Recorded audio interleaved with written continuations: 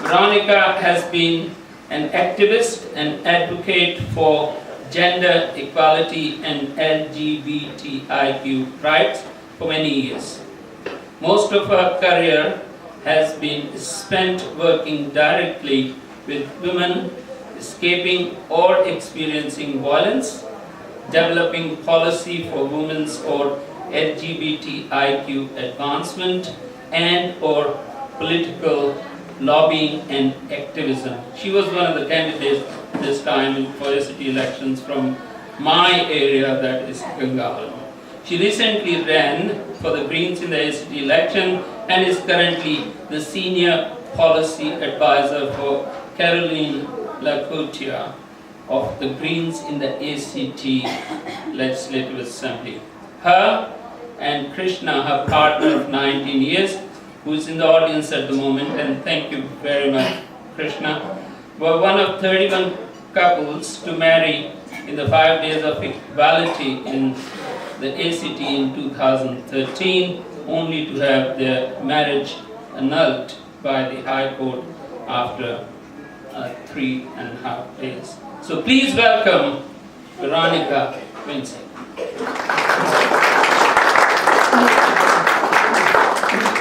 Thank you very much for that introduction, Dr. Ali.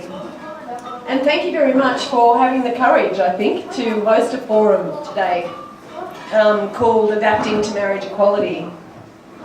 I recognise that for some groups in our community, this is quite a challenging issue.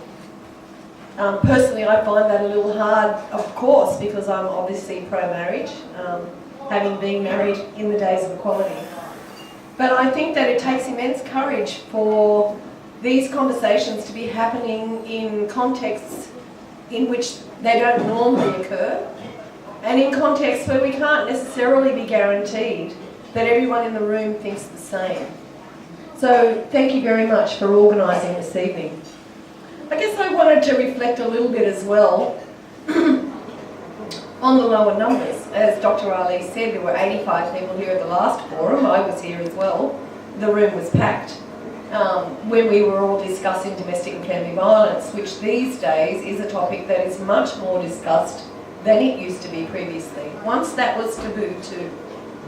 Hopefully today's discussion will become less taboo. But I think that just by the fact that there are less people in the room indicates something of its own, in that it's much less attractive or palatable a topic for some of us. But anyway, I want to begin, of course, by acknowledging that we are gathered today on the lands of the Ngunnawal people, the traditional custodians of the land on which we live, play and meet. I pay my respects to their elders, past and present. And of course I acknowledge any Aboriginal or Torres Strait Islanders who are here this evening.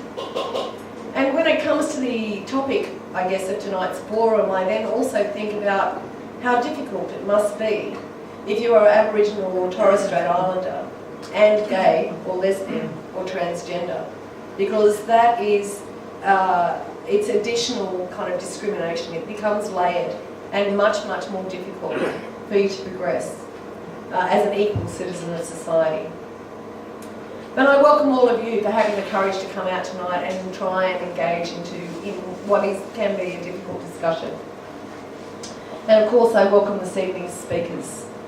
Army Wood, Senior Lecturer at the ANU College of Law, Chris Steele, Member for Murrumbidgee and MLA, and the Venerable Dr. Wayne Brighton, Public Issues Commission, Anglican Archdiocese of Canberra and Goulburn. I think that the three of them will give us a pretty kind of broad, different but broad perspectives on the same issue. My job is only to MC, so I won't talk too much. My job will be to keep them in line, make sure that they don't talk for too long, and to manage the question and answer series afterwards. So I'd like to begin by introducing Asmi Wood, who is, as I said, the Senior